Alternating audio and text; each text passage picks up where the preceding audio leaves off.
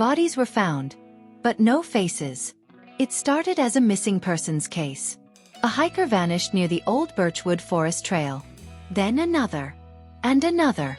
Local police assumed it was an animal attack, maybe a bear or wolves, but no one expected what they were about to find. 3 weeks later, a search team discovered the bodies. 5 of them. All lying in a perfect circle. Their clothes are untouched. No signs of struggle. No blood. No animal bite marks. Their bodies were intact. But something was horribly wrong. Every single one of them was missing a face.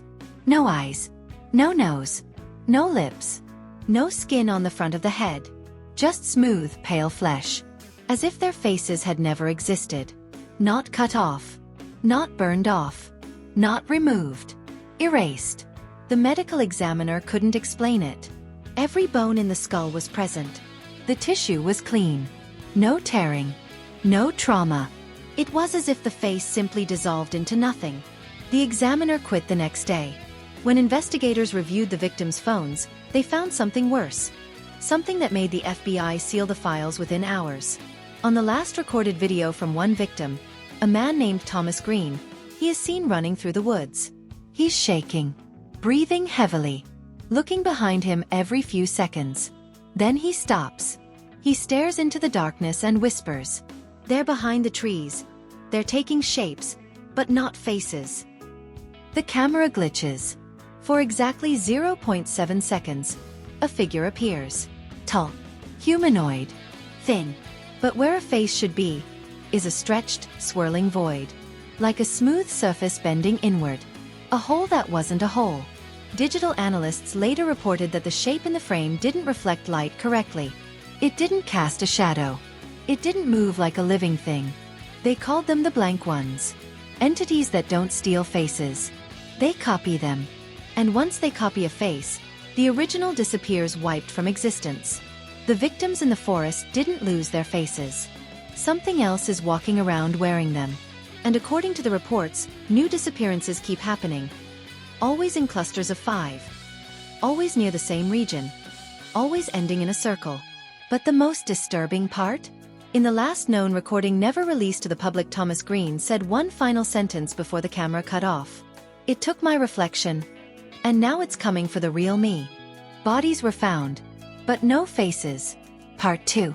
The woods were sealed off after the discovery. Warning tape. Patrol cars. Armed rangers. But none of it mattered.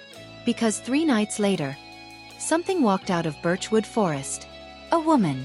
Barefoot. Shaking. Covered in dirt. Her name was Elena Brooks. Missing for 19 days. But she wasn't like the others. Unlike the previous victims, she still had her face.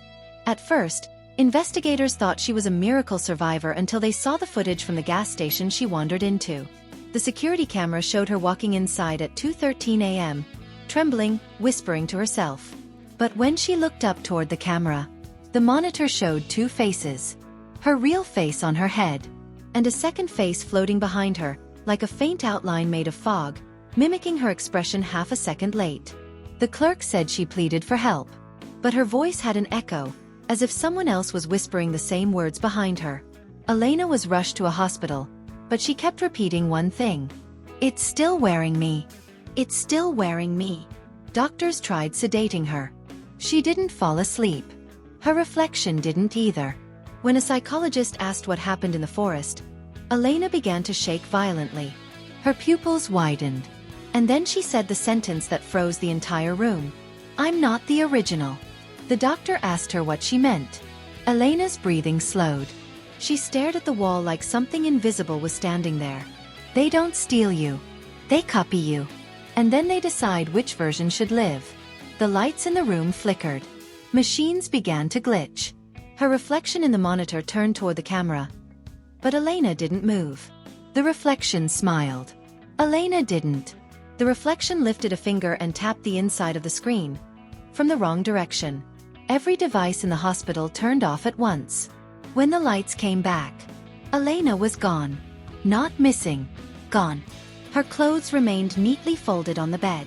But the sheets were stretched tight, like someone had been lying there a second earlier. A nurse swore she saw a tall, thin figure walking through the hallway with something human-shaped draped over its arm like a coat. The security cameras captured nothing. Except one thing. A message written backwards across the inside of the lens. 5 more. Since then, 5 people have gone missing every 9 days. Always in the same region. Always without a trace. And reports have begun to surface of people seeing their own faces staring back at them from windows, mirrors, and dark corners. A second too late.